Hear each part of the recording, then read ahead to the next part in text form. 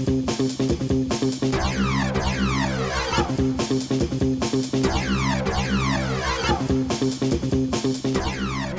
it's Johnny Two-Face here, back with another reaction video. This time reacting to What If a Fool Has the Launch Codes? The Cuban Missile Crisis Day 6. Now, I dread to think what kind of fool would have the launch codes for any of the nuclear missiles on either side. But anyway, that was just... don't know why I said that. So if you haven't seen my reaction to the other episodes in this series, I suggest you check them out before checking this one out. So, and the usual disclaimer that I usually give off when, you know, when reacting to anything historical, if I don't give so much of what is considered a proper reaction, then it's probably obvious that I'm not very clued up on the subject at hand, or I might try, if I do know anything, I'll try and give my input, whether, or ask any curious questions which hopefully will be answered in the comments below. So anyway, the link to the original video will be in the description down below. Please go subscribe to Time Goes History, and without further ado, let's get this up on screen and wait for it to full screen. Right, let's not waste some time. Let's see what Indy Nidell's got for us this time. Preparing hundreds of thousands of troops for war is a complicated thing. Oh yes. Clear and precise directives are an essential part of such adventures, especially when the troops are armed with nukes. Politics, on the other hand, is fraught with ambiguity and lack of clarity, especially when it involves a potential nuclear war. And when military clarity confronts political ambiguity, it has explosive potential. Or consequences if it goes wrong.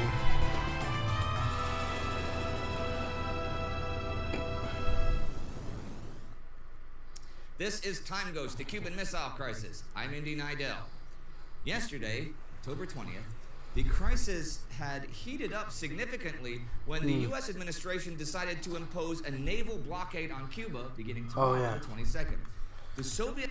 If you've seen the other episodes before this one, it's most of the Joint Chiefs of Staff wanted an invasion of Cuba, but they might have been mistaken of how many Soviet troops were actually on the ground, because I can't remember what they thought, what the Americans thought how many Soviets there, but I know it was actually like roughly 40-odd thousand.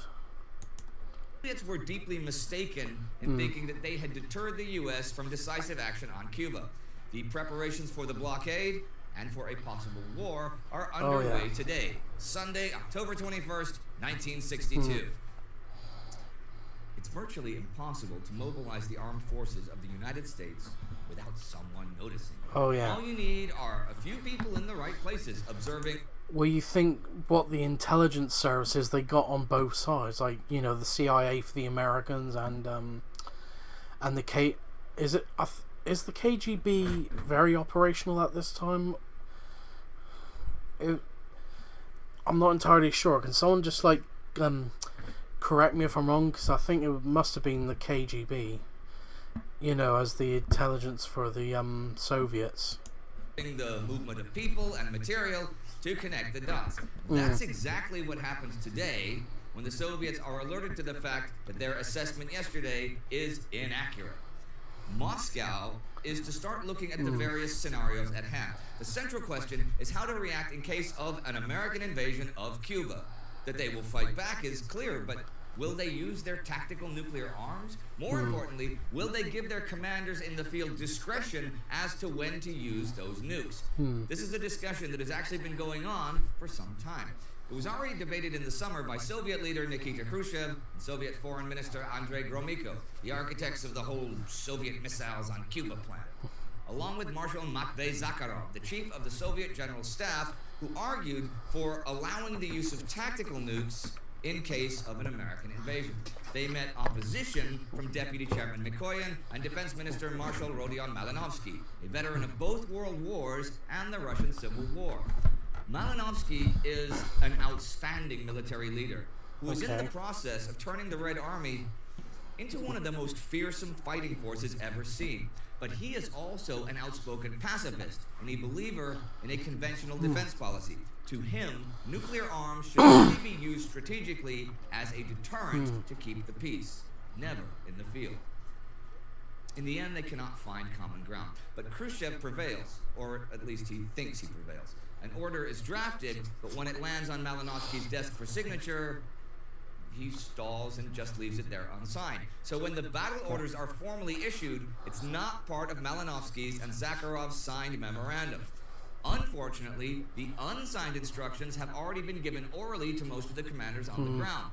The verbal briefing is along the lines of how the unsigned order reads. In a situation of an enemy landing on the island of Cuba, when the destruction of the enemy is delaying further actions and there is no possibility of receiving instructions from the USSR Ministry of Defense, you are permitted to make your own decision and to use the nuclear means of the Luna, IL-28, or FKR-1 as instruments of local warfare for the destruction of the enemy on land and along the coast in order to achieve the complete destruction of the invaders on the Cuban territory and to defend the Republic of Cuba. The Luna missiles can carry a nuclear warhead with an explosive yield as low as 3. Just out of curiosity, did the Cuban military rely with the Cuban? Sorry, let me rephrase that. Would the Cuban military rely a lot on the Soviets to help defend Cuba and the possible invasion, or is this just part of or is this just or is it just the Soviets defending just their missiles? Kilotons, or as high as 200. The lowest yield would kill about 65,000 and injure almost 250,000 if blown up over Paris, which we've used as our model in Great Britain before. The 200 kiloton bomb would kill over 900,000 people and cause up to 1.8 million further casualties. The Soviets have at least 7 missiles ready to fire from land and 12 from ships at sea. An estimated additional 70 warheads are also in storage together with these strategic warheads. So, today, the Soviet forces have both been ordered to use and to not use these tactical nukes at their own discretion.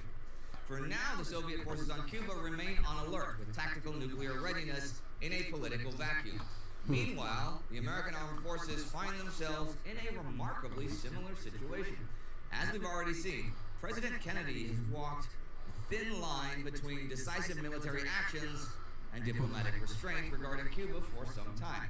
At the famous press conference back on September 13th, he said, "But let me make this clear once again. If at any time the communist buildup in Cuba were to endanger or interfere with our security in any way, including our base at Guantanamo, our passage to the Panama Canal, our missile and space activities at Cape Canaveral, or the lives of American citizens in this country, or if Cuba should ever attempt to export its aggressive purposes by force or the threat of force against any nation in this hemisphere, or become an offensive military base of significant capacity for the Soviet Union, then this country will do whatever must be done to protect its own security and that of its allies." He doesn't explain what exactly he will do when faced by such a threat, but says, "We shall neither initiate nor permit aggression in this hemisphere. With this in mind, while I recognize that rash talk is cheap, particularly on the part of those who do not have the responsibility, I would hope that the future record will show that the only people talking about a war or an invasion at this time are the communist spokesmen in Moscow and Havana, and that the American people, defending as we do so much of the free world, will in this nuclear age, as they have in the past, keep both their nerve and their head." That leaves a lot of room for interpretation. One journalist asked, "At what point do you determine that the buildup in Cuba has lost its defensive character and become offensive? Would it take an overt act?" We talked about the presence of offensive military missile capacity, development of a military base, other indications which I gave last week, all those would of course indicate a change in the nature of the threat. In another answer, he diplomatically sums up the ambiguous situation in which he's stuck. The United States will not take any action if the situation does not require, and will take whatever action the situation does require along the grounds which I indicated in my opening statement. Kennedy is trying his best to satisfy everyone and still stay his own preferred course by not getting involved in another embarrassing adventure on Cuba like the Bay of Pigs invasion. But the situation he has tried so hard to avoid is now facing him. After all that's been said, after all the actions that have been taken, and with all of the pressure that Kennedy faces both at home and abroad, he believes that the blockade, or quarantine as they call it, is the compromise that will allow him to avoid a war. He hopes that the Soviets will back down. He also hopes that he can rein in his own warhawks who are pressing hard for an invasion, or at least airstrikes as a show of force. In fact, he has set a machine into motion that is almost pre-programmed to end with war. Remember that yesterday it was decided to not go for airstrikes and to not invade Cuba, yet the president also told the Joint Chiefs to continue preparations for exactly these things, should the USSR not back down. This the chiefs have done, and begun doing the following plan. A total blockade on Cuba to stop any ships leaving or entering Cuban territorial waters. They can call it a quarantine as much as they like, they can call it anything else they like, but by international law, this is an act of war. The blockade line will be set as an arc 800 nautical miles from Punta de Maíz, Cuba. The line will initially be held by 12 destroyers, with the aircraft carrier Essex leading an anti-submarine warfare carrier group, aerial anti-submarine warfare squadrons based in Bermuda and Puerto Rico.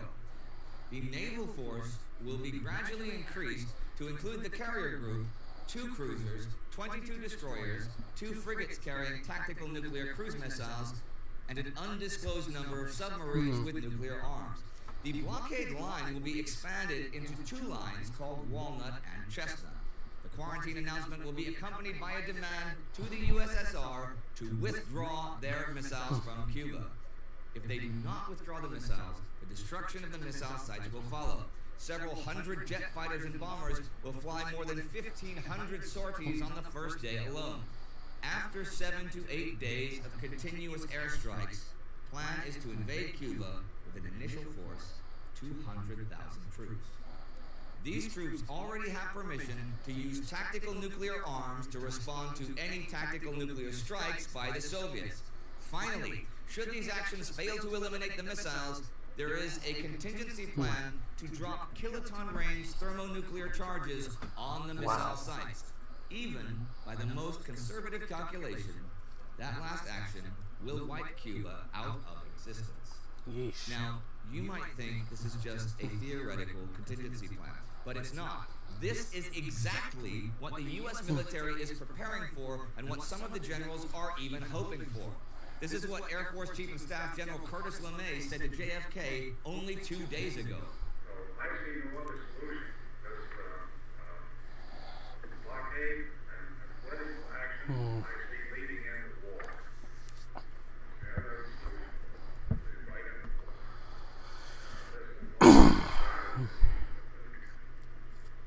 Little blockade comes along and major don't fly, the IL-28 is going to fly against it, and we're just going to gradually drift into war under conditions that are pretty disadvantaged to us, physical terms, and the things that knock out our airfields in South and Southeast, unfortunately. And if we move the population, we just drift into a war under conditions that we don't like. I just don't see any other solution except regulatory intervention right now. Okay, politically that has been rejected, sort of, but in practice, it's still the direction that the military is taking. Boats full of bombs, missiles, aircraft, and troops are already at sea heading for Cuba. Hundreds of fighter jets and bombers are being armed and made ready at the East Coast military airfields.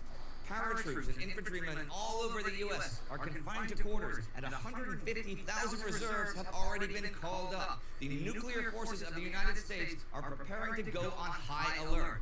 So far, very few of them know why, and the world in general has no idea that they are about to be shocked with Cold War steel suddenly glowing hot with the threat of radiation.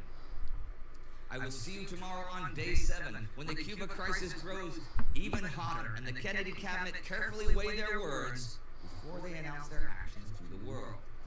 We are at the midpoint of this series of daily episodes, but we're already planning our next big project, which will be covering Pearl Harbor minute by minute in 10 episodes December 7th in real time. To get that off the ground, we need your support. So join us in the Time Ghost Army, timeghost.tv, and patreon.com. Do not forget to subscribe to never miss an exciting episode. Good night and good luck.